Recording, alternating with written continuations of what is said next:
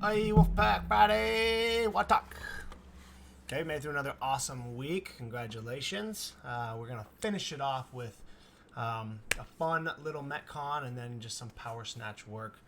We spent all the time doing squat snatches and getting our hips in action and getting a good pull underneath the bar, but the last couple weeks we've been doing some power snatch work, and it's clear that we need to continue to focus on these because as they get heavier, it's very common to see form just go out the window and everything kind of fall apart. So it's a great way to build the snatch just entirely by doing power snatches, because I think honestly they're harder than squat snatches, right? You have to pull the bar more and you have to actually catch in a harder catch position, I think, than a squat snatch. So we're going to get some volume in today. We're going to have a chance to build up to a single and the increasing or the decreasing reps hopefully kind of grease the groove by the time we get to the heavy singles so that the form stays intact. All right, so just 10 minutes, 3 rounds of 3 triples, 3 rounds of 3 doubles, and then just 4 singles at the end here. So again, we're starting light. We're building up.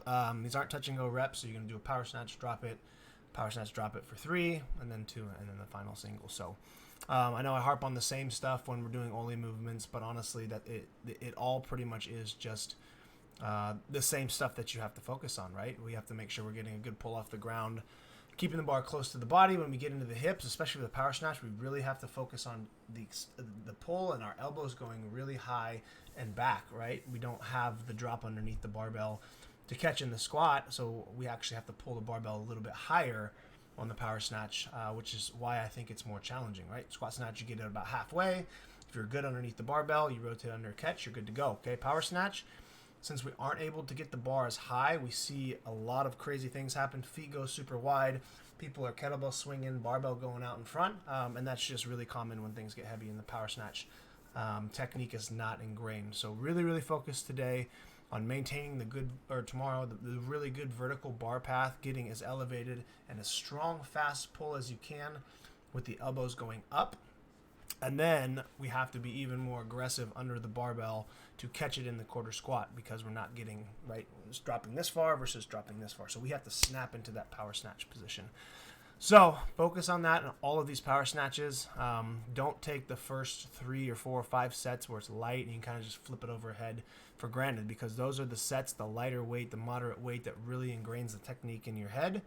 That way when the heavy weights come, you really shouldn't even be focusing on anything other than your trigger points, your extension, and then your catch position, right? You want to simplify it when it gets heavy, not try to do extra and do more. And that happens quite often and frequently when things get heavy. So trust your form, trust your technique, do it perfect all the way up until we get to the heavier weights, and then just replicate it, right? Trust that you're going to get extended and pull into the catch position, right? So no starfishing, no kettlebell swinging, vertical, and work on catching in a good quarter squat, and you're going to be very successful with all of your snatch lifts moving forward, okay?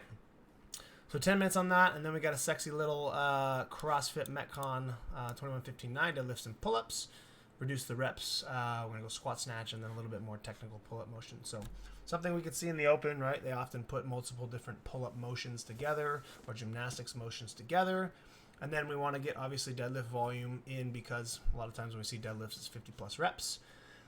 And then adding the technical motion to the squat snatch after we fatigued the pull, we fatigued the midline, we fatigued the posterior chain from the deadlifts, right? The squat snatches are going to be all over the place. So I think it's a great opportunity to work on these under a heavy fatigue and force us to, right, utilize the technique we've been working on. So make sure the 21:15:9 deadlifts, I think we did this last week, and we've done it many weeks, and we should be very comfortable with the weights that we use. These deadlifts need to be done in 3 or less sets. Okay, doesn't mean that you have to rip big sets, because the pull-ups after are going to be the things that fall apart first. So if we go really big on the deadlifts, because we're good at deadlifts, we're trying to get them done fast, it's only going to add fatigue for the pull-ups. So remember, this workout really doesn't start until the 963 comes. Since the squat snatches are slower, they're going to be singles, and then our pull-up motion is going to be more technical. So going into that with fatigue is going to be very hard. So if anything, break the deadlifts up more early. Okay, I'd even be okay if you did maybe 4 sets, but they have to be very, very quick, right? We shouldn't be doing 4 sets because it's heavy, right? It should be something you can rip through. 6, whatever, drop, 5-second break, 5, drop, 5, something like that, right? We shouldn't be breaking more because of the weight, right? We should be able to move this pretty quickly with minimal effort. And then same thing with the pull-ups. It's going to be grip intensive. It's going to be midline intensive from the deadlift. So you guys have probably felt that as you do deadlifts, it's a lot of tension in your core, and as you kip through your pull-ups, it's a lot of midline work too. So don't be surprised if that gets pretty fatigued as well. Okay, break those up obviously as you need, because we are going to more reps afterwards. Cool. So do that. Squat snatches. These are going to be weights that you should probably single out. I wouldn't recommend cycling these. They should be cyclable weights. Okay, maybe 6 out of 10 RPE, so nothing super heavy, because we want to work on the catch, the drop, reset, so that we can move through these in singles and not fatigue us more for the pull-ups. One thing on the squat snatch that you're going to notice is from the deadlifts and from the pulling and all the fatigue from the first part, everything is going to be whacked out. Your extension is going to be limited, your pull is going to be limited, and even your shoulder stability is going to be limited in that overhead squat position. So you really have to focus on each rep, making them quality, right? Getting to your extension point when we catch, we have to make sure we're in a stable position. Everything is locked in, because there's going to be some instability in this lift. And if you miss lifts, and it's going to add fatigue, you're wasting reps, and it's going to get super frustrating. So take your time on these. Don't miss any and make them count. That way we can get through them in a timely fashion, right? And then if we have a more technical motion, we would like to do that in the second portion of the workout. If we have just regular pull-ups, no chest to bars, we can just rock regular pull-ups again. Okay, for scaling, for banding up on these, I would say for the most part, people doing chest to bars is going to be maybe 3s, 2s, maybe even singles, unless we're pretty good at these motions. So scale appropriately with a band. Maybe you want to get through this in 3 sets on each. Okay, 3s, 2s, and maybe a 3 on the last one.